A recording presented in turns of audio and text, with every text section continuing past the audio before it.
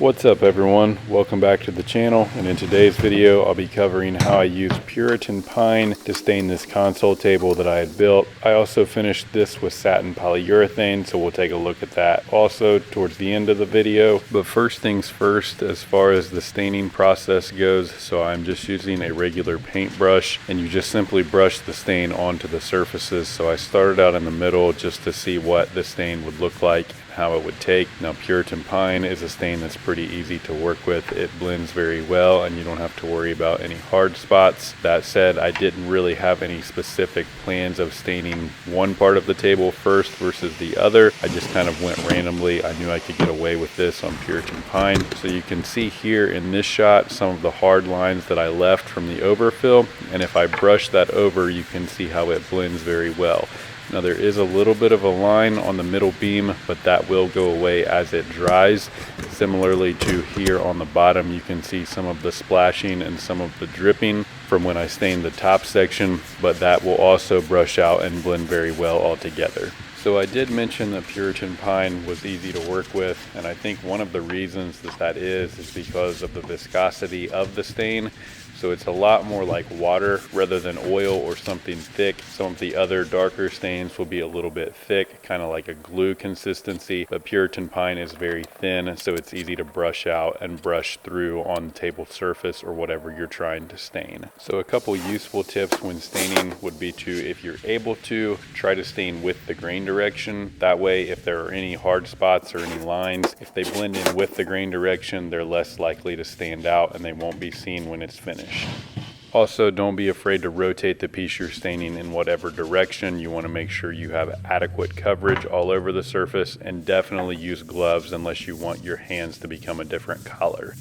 But one of the main reasons that I wanted to make this video specific to the Puritan Pine stain is that I think that there aren't enough videos out there that cover different types of stain and what they look like. A lot of videos and pictures that you find will have what the stain looks like, but it's on a sample board that's more of a scrap cutoff than a finished project, which I don't think gives you a very good reflection of what the stain actually looks like when it's done. So I wanted to make a video on a finished product with the stain. That way you could really see and get an idea of what the stain looks like when it's finally finished. So with all that said, I don't think that Puritan Pine is as popular of a stain as it should be, and I haven't seen as many projects where it's used in comparison to a darker stain like dark walnut or espresso or special walnut. But I do think that Puritan Pine turns out great when it's used, and it's an unpopular stain that should be used a lot more than it is. It really gives that classic look of a piece of furniture that has a factory finish collar on it rather than something that was stained as a part of a DIY project.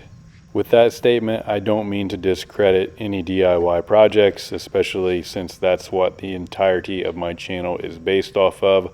I just think that the collar of this finish looks like something that would come from a factory rather than the collar of something that someone has made. Once the stain was dry, I used Minwax Satin Polyurethane for the clear coat on this. You could also use semi-gloss polyurethane or gloss polyurethane. I personally think that a satin polyurethane on this stain looks the best. It doesn't really give that high glossy look, but I think the combo of the sheen from the satin polyurethane looks great on this stain overall. So I'm just using a regular paintbrush here. Try to get a decent quality brush, as that'll help the polyurethane brush in a little bit better, and then just make sure that you have fully adequate coverage of the polyurethane on all the surfaces. So as you do brush it in, you can kind of see where the polyurethane is. Satin dries a little bit flatter, but when you're brushing it on, it almost gives the table a wet look, so you can see where you're going and where you haven't been yet. So I just use one coat of the brush on polyurethane. Now if I'm working on a tabletop or some surface that will see a lot more contact or use over time, I'll usually put multiple coats, 2 or 3 coats on the top. Since this is just more of a table to set somewhere for decorations that won't have a lot of movement, I felt that just one coat of polyurethane would be sufficient. So whenever you are applying the polyurethane, if you can, try to go with the grain, similarly to how you go with the grain when you stain the project. Mainly you do this because if there are any streaks that are left over that didn't smooth out, if they go with the grain, they'll be less likely to be seen. So here's what the polyurethane looks like after the first coat is on. Now in these shots, the polyurethane is still wet, so the sheen on this will disappear a little more as it dries. I usually like to wait at least 24 hours after the first coat of polyurethane is dry, and then I gently sand the top or any surfaces that will be touched with 400 grit sandpaper. So here I'm just very, very lightly going over the surface to get any bubbles out. Then I'll wipe away any of the dust from the sanding. And finally, I use this wipe-on polyurethane to get a super smooth finish. So I usually either apply this with a cheesecloth or with an old t-shirt section, something that's not going to shed the material it's made of. But you just gently wipe this on, and this layer is very thin. However, this really does give you an ultra smooth finish, and I would highly recommend checking this product out if you're looking for a smoother finish on your tabletops. So with all that said, let me know what you think of this video in the comments. Let me know if you think that this was helpful as far as seeing what the collar looks like on a finished product rather than just a scrap board. Also, if you did like this video and you'd like to see another stain collar sample used, let me know which color or which stain that you would prefer to see, and I might be able to do another video of that.